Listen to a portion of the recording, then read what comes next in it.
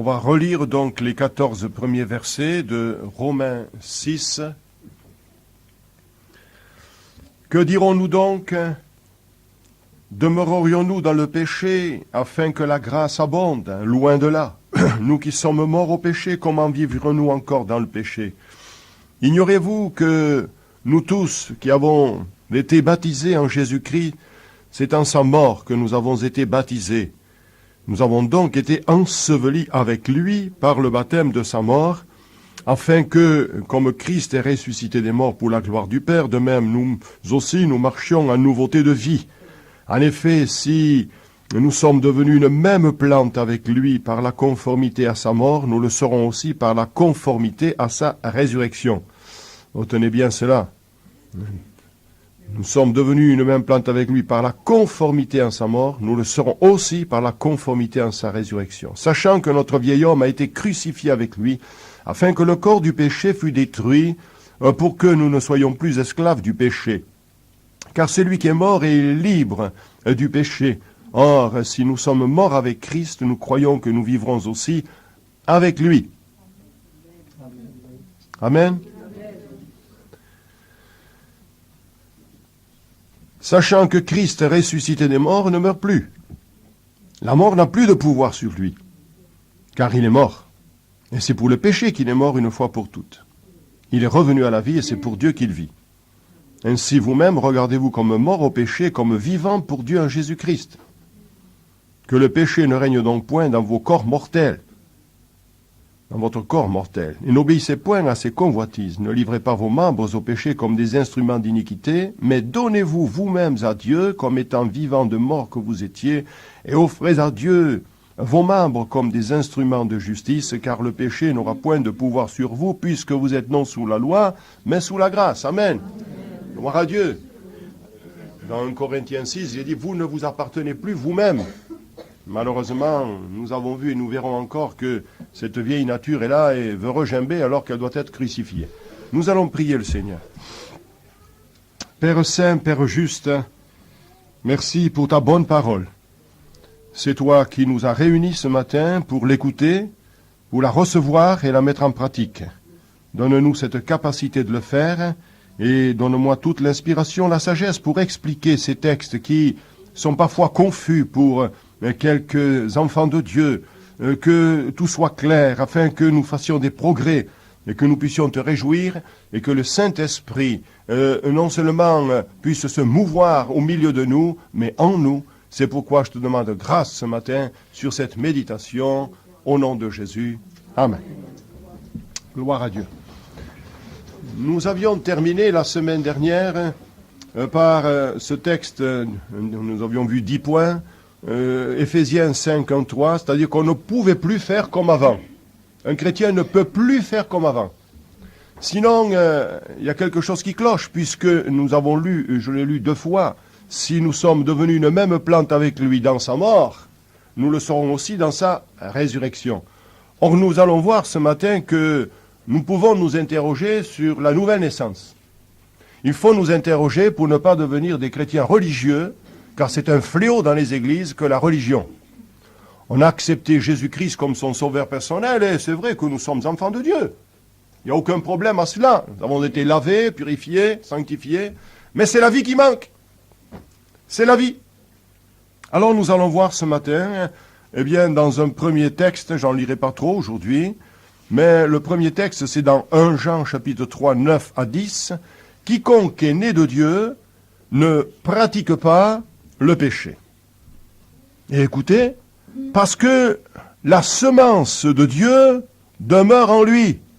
Si je mets des grains de radis, il ne va pas pousser des carottes. Or, si j'ai la semence de Dieu, il doit se passer quelque chose. Nous avons eu l'occasion de méditer sur Jean 15. J'ai plein de références dans la tête, alors il faut les trier. Jean 15, c'est quoi Jean 15? C'est le cep et le sarment. J'interroge mon frère Péchel à ma droite. Frère Péchel, que donne un cep? Des raisins. Oh, que c'est formidable ça. Est-ce qu'il s'est trompé? Il ne s'est pas trompé? Et si moi je disais qu'il pousse des poires? Vous allez me dire, Monsieur Verdeil, vous feriez bien d'aller voir un psychologue, un psychanalyste, un psychiatre. Il ne poussera pas des poires, il ne poussera pas des noix, même celles que j'aime, les noix de cajou. Non, il ne va pas pousser des prunes. Et je pourrais gloser à l'infini. Il pousse des raisins. Pourquoi prenez-vous cet exemple, pasteur? Eh bien, tout simplement, pour vous montrer ce qui est ici, la semence de Dieu. C'est quoi la semence de Dieu? On va le voir, je finis la lecture. Quiconque est né de Dieu ne pratique pas le péché. Et là aussi, heureusement qu'il y a ce mot « pratiquer ». Parce que quand vous arrivez au verset 4, et je remonte au-dessus, il est écrit « Quiconque pêche transgresse la loi, et le péché est la transgression de la loi. Or, vous savez que Jésus a paru pour ôter les péchés, il n'y a point en lui de péché. Quiconque demeure en lui ne pêche point. Quiconque pêche ne l'a pas vu, ne l'a pas connu. » Ça y est, nous sommes perdus. Parce qu'il n'y a personne qui ne pêche pas. C'est écrit. Vous comprenez? Mais ici, il y a une particularité, ne pratique pas le péché. C'est tout à fait différent. C'est l'enfant de Dieu qui est né, qui a accepté Jésus, et puis qui continue à mentir, à voler, etc., mais qui continue tous les jours. Alors il n'est pas né de Dieu. Celui-là n'est pas né de Dieu. Et nous le verrons dans la méditation. Parce qu'il pratique tous les jours. La semence de Dieu demeure en lui et il ne peut pécher parce qu'il est né de Dieu. C'est par là que se font reconnaître les enfants de Dieu et les enfants du diable. Quiconque ne pratique pas la justice n'est pas de Dieu non plus que celui qui n'aime pas son frère. Ah, vous entendez bien, quiconque ne pratique pas la justice n'est pas de Dieu non plus que celui qui n'aime pas son frère. Voilà pourquoi il y en a qui sont sortis du milieu de nous. Parce qu'ils n'aimaient pas leur frère. Et ils sont perdus ces gens-là, s'ils ne se repentent pas. Parce que l'amour est de Dieu, frères et sœurs. Et nous devons nous aimer plus que jamais. Parce que nous sommes de la même famille. Parce que nous avons été régénérés par la parole et par l'esprit. Ce sont les agents de régénération. Alors la semence de Dieu est en nous. Et quand on veut pécher, il faut dire non. Vous allez me dire, c'est difficile, pasteur.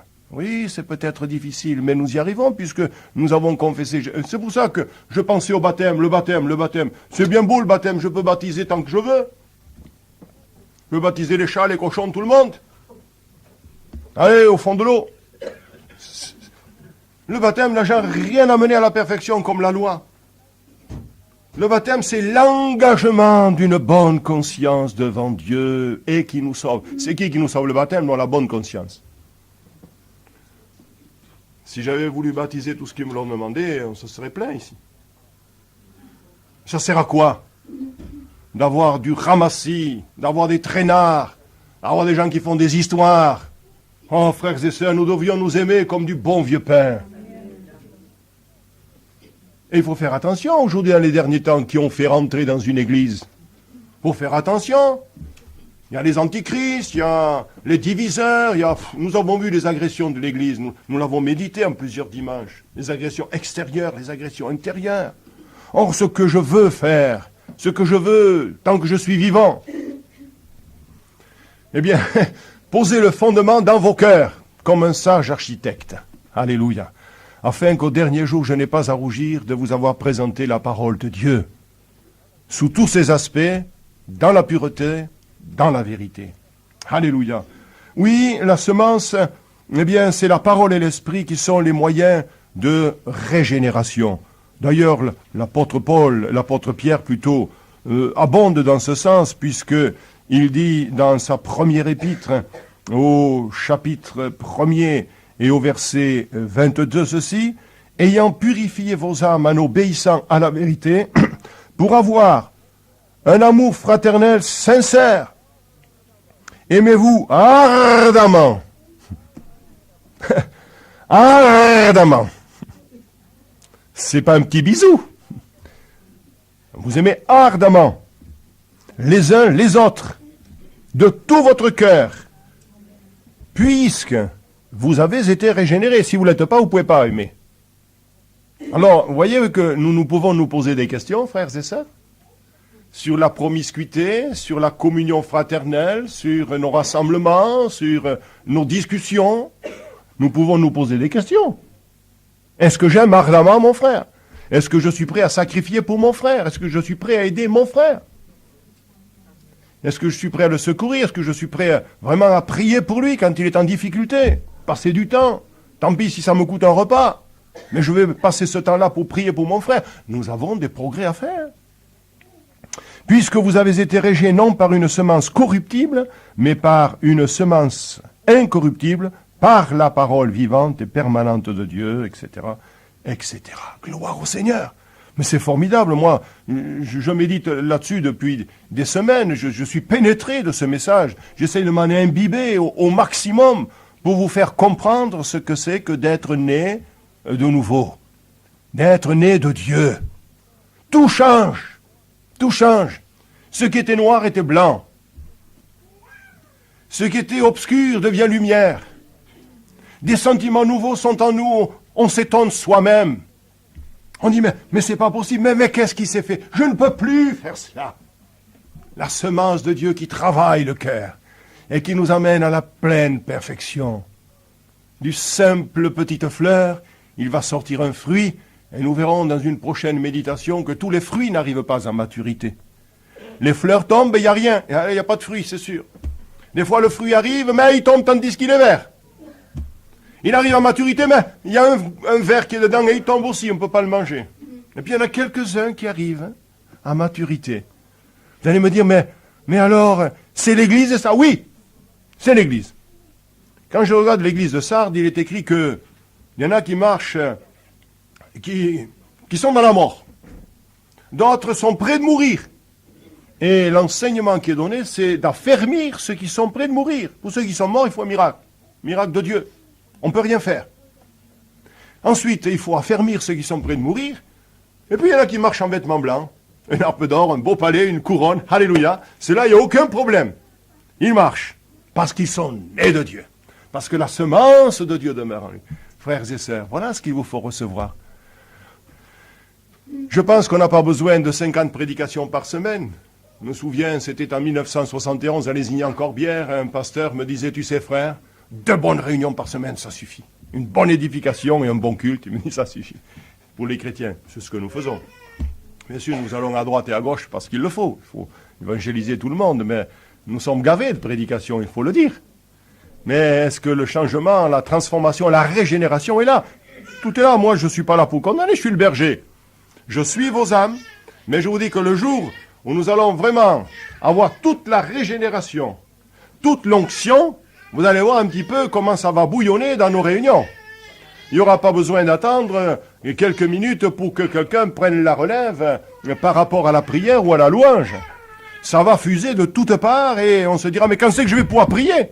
Parce qu'un feu bouillonnant sera dans nos entrailles. Dans le verset 11e de Romains 6, il est dit ceci, « Regardez-vous comme morts, regardez-vous comme morts au péché et comme vivants pour Dieu en Jésus-Christ. » Je pense que le chrétien est appelé à se souvenir. Il est appelé à se souvenir. Regardez-vous. De temps en temps, on doit dire, mais enfin, mais tu es enfant de Dieu, toi. Tu ne peux plus faire ce que font les païens.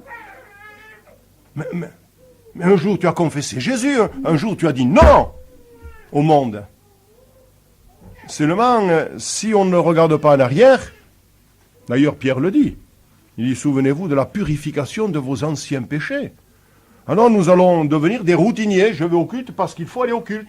Je vais à la réunion d'évangélisation parce qu'il faut aller à la réunion d'évangélisation. Je vais aller à l'édification parce qu'il faut.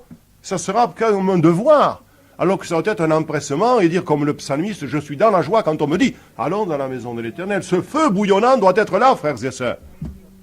Et je voudrais, moi, même si je grelotterais un petit peu à 90 ans, avoir ce feu bouillonnant dans mes entrailles, parce que je sais en qui j'ai cru. Alléluia. Et je sais qu'il a le pouvoir de garder mon dépôt comme le vôtre jusqu'à la fin. Alors, cela exige, bien sûr, un effort de l'esprit, parce que nous avons 2 natures. Nous avons la vieille nature, celle qui s'appelle aussi le corps du péché, la loi du péché, la chair. Mais il y a aussi l'homme nouveau, créé selon Dieu. Alléluia. Dans une justice et une sainteté que produit la vérité. C'est quoi la vérité? C'est la parole de Dieu. Frères et sœurs, nous n'avons qu'un seul livre. Les curés ont le missel en plus. Ça leur sert de rien. Mais ça leur sert de rien. Ni le missel, ni la parole de Dieu. Parce que ils sont dans les ténèbres. Mais vous n'êtes plus dans les ténèbres. Vous êtes des enfants de lumière. Glorifiez donc Dieu dans votre corps. C'est pourquoi il est écrit, regardez-vous comme morts au péché. La vérité, la sainteté que produit la vérité, c'est quoi la vérité? C'est la parole de Dieu. Quand on dit à quelqu'un, il a reçu la parole, qu'est-ce que ça veut dire? Est-ce qu'il a reçu la Bible par courrier, dans la boîte aux lettres? Est-ce que le facteur est venu la lui la déposer en main propre? Non, non. Recevoir la parole, c'est la recevoir dans le cœur. Alléluia. C'est cela, recevoir la vérité. Alors cette vérité, elle transforme. Si on ne la reçoit pas, elle ne transforme pas. Alors là aussi, nous devons nous interroger. Est-ce que je reçois la vérité? Est-ce que je sens vibrer mon cœur à l'écoute de cette parole? Je pense à Lydie, cette lavandière. Elle n'était pas du Portugal, comme la chanson. Mais c'était une lavandière, elle était là. J'ai lu des articles là-dessus, on aurait cru que c'était le lieu de prière. Mais non, Lydie, elle lavait le linge. Seulement, c'était un lieu à l'écart. On en dit tellement de choses, il faut faire attention à ces commentaires qui existent aujourd'hui, à ces livres qui sortent partout. Vous le direz tout à l'heure. C'est pas le moment, nous prêchons courtement, alors il faut concentrer le travail du Saint-Esprit. Et cette femme, eh bien, a vu l'apôtre Paul qui prêchait, là, et tout à coup, elle a écarquillé ses yeux. Elle a ouvert son cœur. Elle disait, c'est ça qu'il me faut. Madame Bertrand a dit ça, il y a quelques années, à Axat. C'est ça qu'il me faut. Un jour, ici, il y a eu un baptême. Madame Péché, elle s'est tournée, elle a dit, c'est ça qu'il me faut. Amen? Oui, je me souviens, moi, de ces brebis-là. C'est ça qu'il me faut. Et alors on voit dans le pétillement de ses yeux, de ces chrétiens, des gens qui vont accepter la parole de Dieu, on le voit de suite. Mais pourquoi est-ce que cette femme s'est convertie à la première réunion? Parce que c'était une femme qui déjà craignait Dieu. Elle était attentive, alors Dieu lui a ouvert le cœur. Il dit, ma fille, tu me crains déjà sans me connaître? Tu es très attentive à la parole de Dieu, alors je t'ouvre le cœur. Et voilà comment des conversions sont des conversions éclairs, frères et sœurs. Oh, soyez attentifs au message de la parole de Dieu. Plus vous serez attentifs, plus je prêcherai court. Jusqu'à ne plus prêcher du tout. Amen.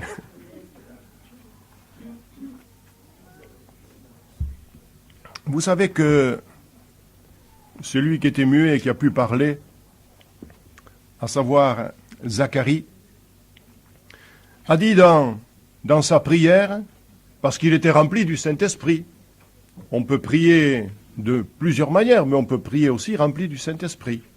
Et quand il a prié, il a dit au verset 75, je ne vais pas tout lire, peut-être 74 pour mieux comprendre, de nous permettre, après que nous serions délivrés de la main de nos ennemis, de le servir sans crainte, en marchant devant lui dans la sainteté et dans la justice tous les jours de notre vie. Voilà, déjà, Jésus-Christ, eh bien, va venir, Jean-Baptiste va venir, le précurseur de Jésus, et il montre bien que le Sauveur, qui nous délivre de nos ennemis et de la main de ceux qui nous haïssent, nous permettra de le servir sans crainte et de le servir, eh bien, dans la sainteté et la justice tous les jours de notre vie. Voilà un homme qui est sous l'Ancien Testament et qui montre bien comment le service doit se faire, eh bien, dans notre vie de régénération et dans notre vie sous la nouvelle alliance. Notre ancienne nature parle. Mais ne pas l'écouter. Vous allez me dire, mais ça parle tellement fort. Mettez des boules caisses ou caisses, je ne sais pas quoi. Dites-moi. Je prends l'exemple d'une jeune fille sérieuse. Parce qu'aujourd'hui, il n'y en a pas beaucoup de sérieuses dans le monde. Hein. Une jeune fille sérieuse. Elle est là, on connaît sa chambre. Et dessous, il y a un malotru qui arrive, même s'il a une mandoline, hein, une guitare pour lui faire une sérénade. Est-ce qu'elle va l'écouter? Est-ce qu'elle va écouter ce gars qui est un truand, ce gars qui est un malotru? Elle va fermer sa fenêtre hein, et elle va dire « Rompez !»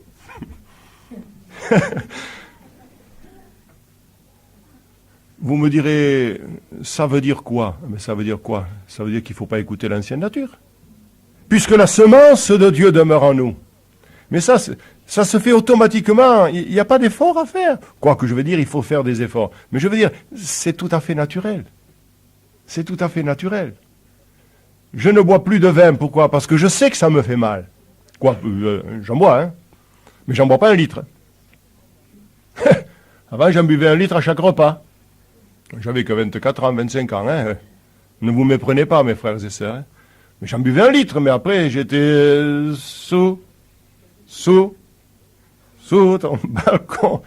Et oui, alors j'ai considéré que c'était pas bon pour mon foie, pas bon pour ma tête, pas bon pour mon cœur, pas bon pour mes intestins, pas bon pour l'esprit quand je me suis converti. Et quand on est stagiaire, hein, dans le ministère, on nous donne une feuille, elle était jaune à l'époque, avec quelques recommandations. Attention à l'alcool, pour le Saint-Esprit. Ça m'a touché, pour le Saint-Esprit. Saint-Esprit ne peut pas cohabiter avec quelqu'un qui est entre deux eaux. C'est pas possible. Et il nous faut toujours être en émoi, toujours être sur le qui-vive, si Dieu veut nous parler. Alors quand on a cédé à la tentation, eh bien, le vieil homme est fortifié. On le fortifie, ce vieil homme, et il reprend de la vie. Et il faut l'anéantir en considérant qu'elle est morte. Cette nature est morte. Il faut la considérer comme morte. Et quand la tentation va arriver, vous dites, non, je suis mort. C'est pas la méthode Coué, mais parce que vous avez reçu Jésus. C'est le préalable, cela. C'est faire une bonne conversion. Une bonne conversion. Dire, Seigneur, maintenant, j'en ai assez de ce monde, j'en ai assez de mes liens, j'en ai assez de mes passions, je me donne à toi, Seigneur. Et laissez-moi vous dire que si vous l'acceptez vraiment comme votre sauveur, comme votre maître, parce qu'il est le sauveur, mais il faut qu'il soit le maître de la vie. Pour beaucoup, il n'est que le sauveur, il faut qu'il soit le Seigneur. Il faut qu'il dirige nos pas. Alors là, tout est naturel. Il y a certains efforts à faire. Je l'ai dit, très petits d'ailleurs, mais il faut les faire parce que il y a toujours les tentations qui sont là. Regardez, c'est simple. L'apôtre Paul dit dans 1 Corinthiens 9, 27, « Je traite durement mon corps et je le tiens assujetti de peur d'être moi-même rejeté après avoir prêché aux autres. » Ça, c'est pour les pasteurs, voyez-vous. Mais c'est bon pour tout le monde. Je tiens mon corps durement assujetti. C'est pas un aventurier de la grâce. Il dit, moi, je cours non pas comme à l'aventure. Il sait où il va. Je frappe non pas comme battant l'air, faire du vent, mais je traite mon corps durement assujetti. C'est-à-dire que s'il y a un problème, et qu'il y a un bon repas qui est là, et que ce problème, il est là, qu'est-ce que vous allez choisir? Ou le bon repas, ou le problème à élucider? Et puis je dis, tant pis pour le repas, je vais prier. Vous traînez le corps assujetti. Le corps, il a ses appétits, il a ses instincts, il a ses passions. C'est le corps de la chair. Il a tout cela, le corps. Mais Paul le tenait assujetti. Il a été tenté. L'apôtre Paul ne croyait pas qu'il n'a pas été tenté. Jésus-Christ a été tenté, comme nous, en toutes choses. Parce qu'il était dans le corps. Mais il n'a jamais péché. Parce qu'il a triomphé par la prière, par le jeûne, par la consécration. Ah, frères et sœurs, c'est comme ça qu'une église devient vivante. Nous ne devons pas être des pierres tombales, des pierres tumulaires, mais des pierres avec lesquelles on construit l'édifice, à savoir des pierres vivantes. Dans Romains 6, 19, je reviens à Romains 6, 19, il est dit, « Je parle à la manière des hommes à cause de la faiblesse de votre chair. De même donc que vous avez livré vos membres comme esclaves à l'impureté et à l'iniquité pour arriver à l'iniquité, ainsi maintenant livrez vos membres comme esclaves de la justice pour arriver à la sainteté. » Donc, j'ai quelque chose à faire, j'ai à m'offrir. J'ai à m'offrir. Si vous vivez pour vous-même, mais vous allez mourir, un jour ou l'autre. Je redis ce texte tout à l'heure, 1 Corinthiens 6, 19. « Ne savez-vous pas que vous avez été rachetés à un grand prix, que vous ne vous appartenez point vous-même? Le corps du mari appartient à la femme et la femme appartient au mari. » C'est écrit. Mais nous, ensemble, nous appartenons à Dieu. Ainsi, logiquement, nous ne pouvons pas faire ce que nous voulons, puisque nous lui appartenons. Vous voyez l'ouvrier qui, le matin, lui arrive au travail, il dit, patron, aujourd'hui, moi, je passe du temps devant la télé. Hein. Il y a la télé, il y a le fumoir, hein, spécial. Ce matin, ne comptez pas sur moi. Hein. Vous imaginez la réaction. Vous imaginez la réaction. À Cavaillon, j'ai prêché. On doit s'en souvenir, monsieur et madame Argent doivent s'en souvenir. Hein, de cette réunion, c'était en 60... entre 77 et 81. Comment il fallait se présenter devant le patron. D'abord, on lui dit bonjour, etc., etc., etc. Hein. Et c'est sûr qu'il y a des choses à faire. Et puis, il faut suivre les instructions du patron. J'avais dit qu'il fallait suivre les instructions de la parole de Dieu en ce temps-là, etc., etc. Bon, on ne peut pas faire ce qu'on veut, parce qu'on appartient à un maître. On est chrétien, frères et sœurs. Seigneur, est-ce que tu permets que je fasse cela? Et vous saurez s'il dit oui ou s'il dit non. Vous le saurez de suite. Que ferait Jésus à ma place? Il n'y a pas de problème. Si c'est bon, il dira, tu peux y aller, mon fils, attends un peu. Si c'est pas bon, il te dira, non, c'est ta perte. Alors d'un côté, il y a Satan et le péché qui nous appellent. Et de l'autre côté, bien sûr, il y a le Seigneur et sa justice, qui lui aussi nous permettent d'avancer.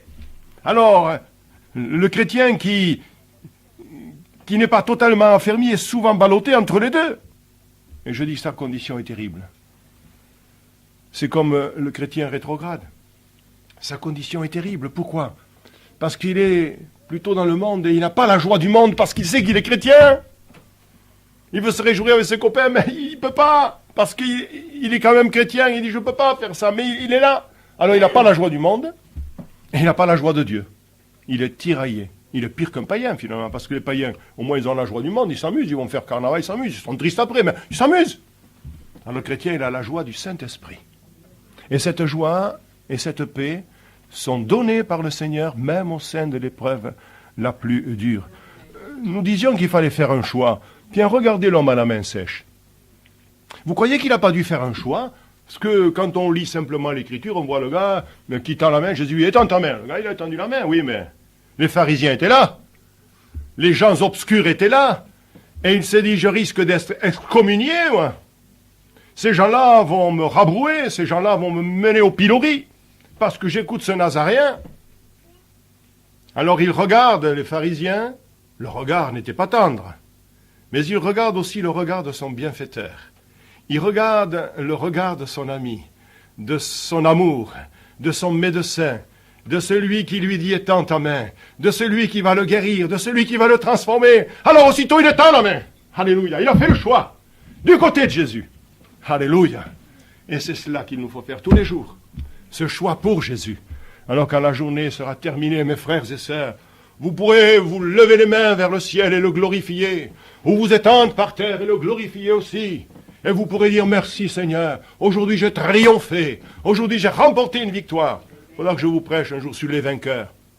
C'est le chant de l'autre jour qui me travaille là. J'ai dit, je veux prêcher à ces frères et sœurs, savoir ce que c'est qu'un vainqueur. C'est pas le dire, tu as fait de moi un vainqueur. Le vainqueur, c'est le vivre dans la vie de tous les jours. Alors je vous expliquerai cela quand le Seigneur le permettra. Encore 5 minutes. Romains 6, 12, dans Parole vivante.